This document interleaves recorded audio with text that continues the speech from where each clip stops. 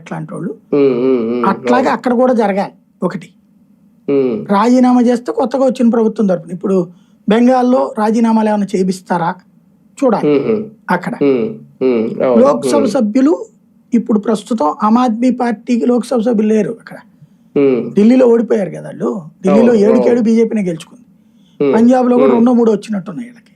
అంతకుముందు 4 ఉండే పంజాబ్ లోక్సభ, ఇప్పుడు లేదు అక్కడ. కాబట్టి ఇప్పుడు ఎవరికైతే సీట్లు ఉన్నోళ్ళు బీజేపీకి సపోర్ట్ చేయాలి.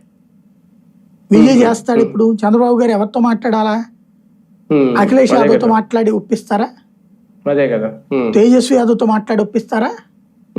మమతా బెనర్జీతో మాట్లాడి ఒప్పిస్తారా? అంత సీన్ ఉందా? వాళ్ళు ఈయన చెప్తే వినేవాడు ఎవడన్నా ఉన్నాడా? అదే కదా. అయినా భారతీయ జనతా పార్టీ అయినా ఆ బాధ్యతల్ని బాబు గారికి అప్పచెప్పడం వెనక ఏంటి కారణం? ఎవడు చెప్పాడు? చెప్పానని ఏమన్నా బీజేపీ చెప్పిందా? వాళ్ళైతే ఏం చెప్పలేదు. రాధాకృష్ణ గారు ఇచ్చారా బాధ్యతలు బాబు గారికి? అంటే ఈయన ఏంటంటే మీరు ఇట్లా ఉండిపోతే కష్టం సార్, మీరు జాతీయ స్థాయికి ఎదగండి అని చెప్తున్నాడు రాధాకృష్ణ గారు. లోకేష్ కోసం ఏమైనా చెప్తున్నాడని తెలియదు. అవును. అంటే నిజంగా ఆల్ పార్టీ మీట్ ఏమైనా పెడతారా సార్? ఒకవేళ బాబు గారు పెడితే ఏ పార్టీలు వస్తాయి? అదేముండదు. ఇక అదంతా రాధాకృష్ణ గారి కళ అని చెప్పాను కదా. అదే అమిత్ షా గారు అన్నారండి కదా, అవసరమైతే అఖిలపక్ష భేటీ సమావేశం ఏర్పాటు చేసి అందరితో మాట్లాడండి మీరు.